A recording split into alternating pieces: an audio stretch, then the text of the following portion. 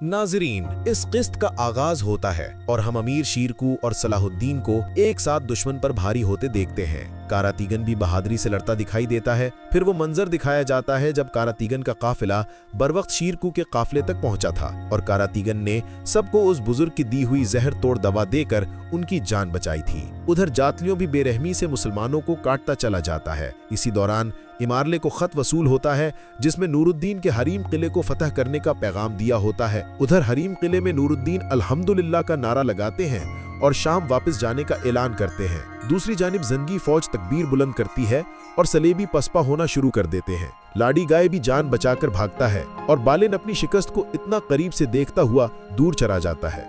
दूसरी जानिब जौहर शहवार को जंगी हालत से आगाह करता है और ये भी बताता है कि सलाहुद्दीन का अगला हदफ काहिरा है। कामिल रोते हुए अपने बाप के आगे इल्तिजा करता है कि तख्त छोड़ दे, मगर वो किसी सूरत तख्त छोड़ने पर राजी नहीं होता। काजी फाजिल शीरकू और सलाहुद्दीन का इस्तकबाल शहर के बाहर गर्म जोशी से करते हैं। वो उन्हें खबरदार करते हैं कि सामने नजर आने वाले काजी फाजिल के चंद वफादार सिपाहियों के अलावा शहर के अंदर एक कसीर तादाद ताकतवर फौज की मौजूद है।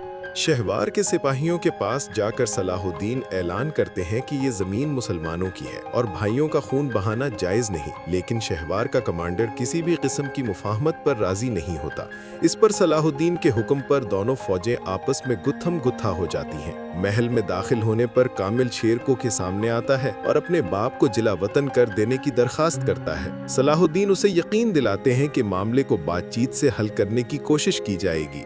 दूसरी जानिब शहवार हमें खुफिया राहदारियों से भागता नजर आता है। उसी दौरान शमसा वहां पहुंचती है और शहवार को ढूंढने में मदद करती है, क्योंकि वो शहर के सभी खुफिया राहदारियों को जानती होती है। शमसा की मदद से शीरकू और सलाहुद्दीन शहवार को ढूंढ लेते हैं। सलाहुद्दीन उसे हथियार डालने का कहते हैं, मगर वो गरूर की दीवार बना टस से मस नहीं होता। इस पर शीरको पूरी कुव्वत से तलवार के साथ उसकी गर्दन पर वार करते हैं। कामिल अपने बाप को मरता देखकर चीख उठता है। फतह पाने के बाद सलाहुद्दीन और शीरको मुतमईन नजर आते हैं, क्योंकि 2.5 सदियों बाद जंगी फातिमी हुकूमत के बीचों बीच खड़े होते हैं। उम्मत को मुत्तहिद करने का ये सही वक्त होता है। कुछ देर बाद शीरको और यारोकी के दरमियान माले गनीमत के हवाले से बहस छिड़ती है, मगर सलाहुद्दीन ऐलान करते हैं कि वो सारा माल जंगी फौजियों की बजाय मिस्र की अवाम को दिया जाएगा और वो अपना हिस्सा भी मिस्र की अवाम के नाम कर देते हैं। दूसरी जानिब अम्मार लय खुदा से मुआफ़ी मांग रहा होता है कि वो कुद्स के काबिल न बन सका और नूरुद्दीन शाम में जश्न की तैयारियों और यतीमों और बेवाओं के लिए खास इंतजामात करने का हुक्म देते हैं। मौदूद मिस्र के लिए वजीर के इंतखाब का पूछता है, जिस पर सुल्तान सोच में पड़ जाते हैं। इधर काहिरा में एक नौजवान सलाहुद्दीन को मारे गए पत्थर के लिए मुआफ़ी मांगता है, मगर सलाहुद्दीन उसका हाथ थाम लेते हैं और कहते हैं कि गलतियां इंसानों से होती हैं, असल बहादुरी सबक सीखने में है। वहाँ लतीफ़ खलील के जख्मों पर मरहम रखने लगता है तो खलील दोस्तों से तराना गाने की फरमाइश करता है ताकि तकलीफ कम हो सके और वहाँ मोहब्बत और बेमिसाल दोस्ती का मंजर देखने को मिलता है। कुद्स में सलीबी फौज अपने ही बादशाह के खिलाफ खड़ी हो जाती है। कमांडर अपने बादशाह का ये कहकर मजाक उड़ाता है कि उसके बिस्तर के पास जंगियों की दी हुई भीख मिली थी, वो क्या उनके लिए कुछ करेगा। सारे सिपाही इस पर हंसने लगते हैं तो अमारले गुस्से से कमांडर का सर काट डालता है। इस पर सलीबी और ज्यादा मुश्तइल होने लगते हैं। दूसरी जानिब काहिरा में काजी फादिल और सलाहुद्दीन शीरकू को कायल करने की कोशिश करते हैं कि लोगों का दिल जीते बगैर तख्त हासिल करने का कोई फायदा नहीं, इसके लिए उन्हें खलीफा की जरूरत है। उधर जौहर का आदमी खबर लाता है कि खलीफा शीरकू की बजाय यारुकी को वजीर का दर्जा देना चाहता है। जौहर यह सुनकर खुश हो जाता है कि जंगी अपने ही जाल में फंस गए हैं। हम देखते हैं कि बिस्तरे मर्ग पर खलीफा अपनी सियासत दिखाते हुए एक तरफ काजी फाजिल को ये कहकर रवाना करता है कि वजीर यारोगी बनेगा और दूसरी जानिब कामिल को अपने बाप का तख्त हासिल करने के लिए शीरकू को तख्त से दूर रखने की तलकीन करता है। दूसरी जानिब कारातिगन अवाम में सोना और राशन तकसीम कर रहा होता है कि वहाँ मौजूद यारोकी के सिपाही अपना हिस्सा लेने को बेताब नजर आते हैं। कारातिगन उन्हें समझाने की कोशिश करता है कि कुछ बड़ा हासिल करने के लिए छोटी मोटी कुर्बानियां देनी होंगी, लेकिन यारोकी के लोग आपे से बाहर हो जाते हैं। कशीदगी बढ़ने पर तीनों उमरा वहाँ पहुँचते हैं।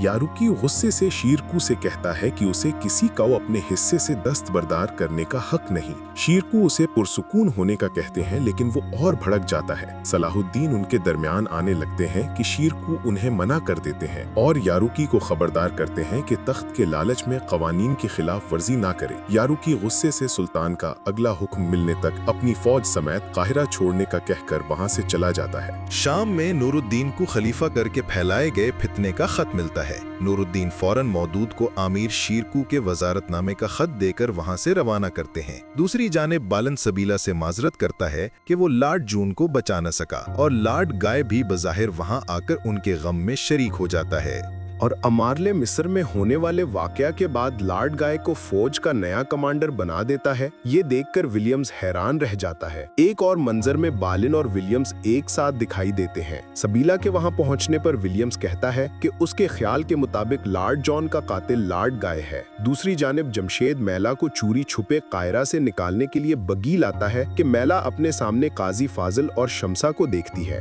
एक मंजर में दिखाया जाता है कि काजी फाजिल ने जमशेद को धमकाकर मैला को पकड़ने में उसकी मदद हासिल की थी। शमसा मैला की गर्दन पर खंजर तान देती है, लेकिन काजी फाजिल उसे रोक देते हैं। दूसरी जानिब सलाहुद्दीन अपने चचा को जल्दबाजी से मना करते हैं, मगर शीरकू किसी भी फितने के फैलने से पहले तख्त का फैसला करना चाहते हैं। वो अपने लोगों को भिजवा कर काहिरा की गलियों में ऐलान करवाते हैं कि वो मिस्र के नए वजीर हैं। यारुकी का सिपाही ये खबर फौरन उसे पहुंचाता है, जिस पर वो कहता है कि अब काहिरा में बहने वाले खून की जिम्मेदारी शीरकू पर आएगी। आपकी राय के मुताबिक मिस्र के असल वजीर अमीर शीरकू होंगे या यारुकी? कमेंट्स में जरूर बताएं और हलाल रिकैप्स को लाइक और सब्सक्राइब करना मत भूलें।